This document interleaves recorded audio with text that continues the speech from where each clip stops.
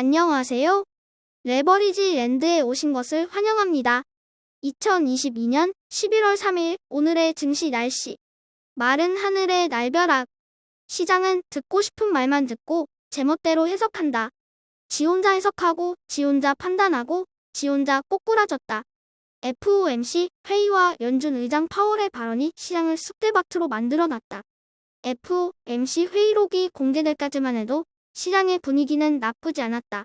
기준금리는 예상대로 75pp 인상을 확정했으며 향후 긴축 누적에 따른 경제에 미치는 영향이 늦게 나타나는 점을 감안해야 한다는 문구가 시장을 흥분시켰다. 하지만 시장의 설레발에 불편함을 느낀 파월이 이내 등장하며 시장을 파랗게 질리게 만들어 놓았다. 뭐야? 해석 뭐까치들 하고들 있네. 그거 아니고 자 내가 하는 말 잘 들어봐. 금리 인상 중단은 생각지도 않고 있고 지금 이 분위기에 그런 억급조차가 시기상조다. 12월에 더 작은 폭의 인상을 논의할 수는 있지만 지금 돌아가는 상황 봐서는 그때 가봐야 안다. 간단히 정리하면 이렇다. 물가가 잡혀야 도와주지 임마. 머리 아파 죽겠구만. 앞서가지 말고 좀 가만히들 있어. 결국은 첫 번째도 물가, 두 번째도 물가. 결론은 닥치고 물가부터 잡고 보자. 이것이다. 이 타이핑의 분위기 파악 못하고 10월의 민간 고용은 예상치를 뛰어넘으며 건재함을 과시하면서 고용이 꺾이지 않으면 물가도 쉽게 잡히지 않는다는 두려움이 시장 하락을 부추겼다. 이제 S&P 500은 고점 대비 마이너스 21.90%를 기록하며 다시 공식 하락장으로 강제 소환되었으며 나스닥은 고점 대비 무려 마이너스 35%, 그리고 필라델피아 본도체는 최근 꾸역꾸역 올라오는 핫톤이 이내 다시 짓눌리며 고점 대비 하락률 마이너스 43%로 회귀하고 말았다.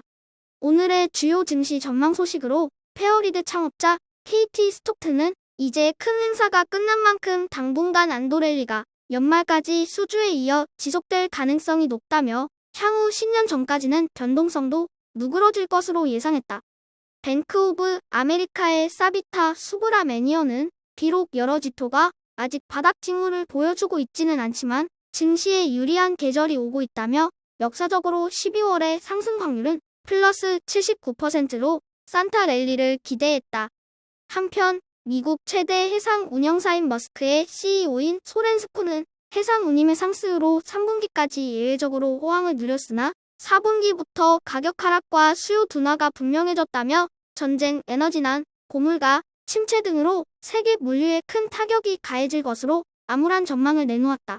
3배수 레버리지 ETF는 오늘 파월의 발언에 와르르 무너져 내렸다. 특히나 빅테크 반도체 중심의 폭락에 따라 나스닥과 반도체, 그리고 불주가 큰 타격을 받으며 10% 전후 크게 하락한 모습이다. 반면에 최근 중국 정부의 제로 코로나 완화 기대에 숨통이 트인 홍콩 항생 YIN에는 나홀로 살아남으며 1.42% 상승 마감했다. 바이든이 파월에게 말했다. 야씨, 좀 도와달라니까 시장을 쑥대밭으로 만들어? 진짜 너무하네. 파월이 대답했다. 난 별말 안 했는데 애들이 지멋대로 해석하는 걸 어떻게 합니까? 중간 선거를 앞두고 똥줄 타는 바이든이 우라통이 터진다는 듯 말을 이었다. 아 그냥 좀 좋은 말로 달래주면 될 것이지 애들을 울리고 그러냐? 왜 그렇게 앞뒤가 꽉 막혔어? 너 변호사 출신이지. 당황한 파월이 다급하게 직원들을 불러 모은다. 야, 큰일났다. 월스트리트 기자 불러와. 2배수 레버리지 ETF도 오늘 하루 중국 테크 주식 웹을 제외하고는 전 종목에 걸쳐 하락 마감하였다. 특히 클린 에너지와 전기차 ETF는 매크로 환경이 좋아지면 가장 높고 빠르게 반등해줄 종목이기에 지금과 같은 조정장에서 계속해서 수집해 나가야 한다고 개인적으로 생각한다.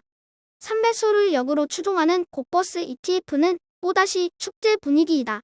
곡버스 추종자들은 연신 파월의 이름을 외치며 흥분을 감추지 못한다. 요 며칠 시장이 상승하려는 움직임에 초조함을 감추지 못했던 곡버스. 파월의 깔끔한 교통 정리에 환호하며 올해는 곡버스의 힘을 다시 한번 증명해 보여주고 있다. 그리고 오늘 전학 온 곡버스 ETF를 소개한다. 홍콩 항생 YINN을 반대로 추종하는 YANG ETF이다. 간단히 미스터 양이라 부르겠다. 미스터 양. 자기소개하도록. 안녕하십니까? 중국 곡버스 미스터 양입니다. 전 딱히 뭐 내세울 건 없고 그냥 간단히 저점 대비 상승률만 말씀드리겠습니다. 252.78% 찍었거든요. 여기가 엘리트 반이라고 들었는데 다들 이 정도 성적은 되시죠? 하락 대장 불지가 조용히 중얼거린다. 살다 나보다 더한 놈도 있네. 쟤는 뭔 죄를 저질렀길래 저 모양이라냐? 진짜가 나타났다. 다음으로 불진의 개별 종목 소식이다. 알파벳은 주가가 2년 전 2021년 1월 가격까지 내려앉았다는 안타까운 소식이 전해졌으며 넷플릭스는 내일부터 광고 요금제를 도입한다고 한다. 번스타인은 요즘 분위기 속에 테슬라의 높은 PER이 눈에 거슬리는지 테슬라 주가가 향후 마이너스 35%까지 빠질 것이라고 저주했다. 오늘의 불진의 15개 개별 종목 성적표이다. 보는 바와 같이 모두 빨간불이 켜졌으며 특히나 빅테크 종목들이 추풍 낙엽처럼 와르르 무너져 내렸다. 그나마 애플이 버티고 있기에 망정이지. 큰형님, 애플마저 무너지면 나스닥은 끝장이라고 봐도 무방하다. 10대 주식 합병 후 몸집을 키워 도약을 준비하던 불즈. 군량미를 확보하자마자 털어가는 얄미운 파월. 이제 털릴 만큼 털렸다. 불즈가 바닥을 찍고 재반등할 수 있기를 기대해본다. 오늘의 추천 종목은 많은 분들이 알고 있는 학자금 대출 관련 핀테크 기업인 소파이이다. 소파이의 매출은 지속 증가하고 있으며 최근에는 은행 지주사 설립을 승인받으며 더욱 관심이 높아지고 있다. 코로나로 중단됐던 학생 융자 상환이 시작되면 소파이의 매출 증가에 상당한 기여를 할 것으로 예상되고 향후 연매출 성장률 40% 이상의 고속 성장이 기대되는 기업이기에 주가가 거의 바닥을 찍었다는 생각에 오늘의 템버거 종목으로 자신있게 소개해본다. 사실 미국 연준이 현 시점에서 할 수 있는 일은 별로 없다. 돈을 너무 많이 풀면서 걷잡을 수 없이 커져버린 인플레이션 상승률을 바로잡는 것이 최우선 목표이고 그래야 미국의 달러 가치를 지켜내고 건전한 경제 성장도 유지시킬 수 있는 것이다.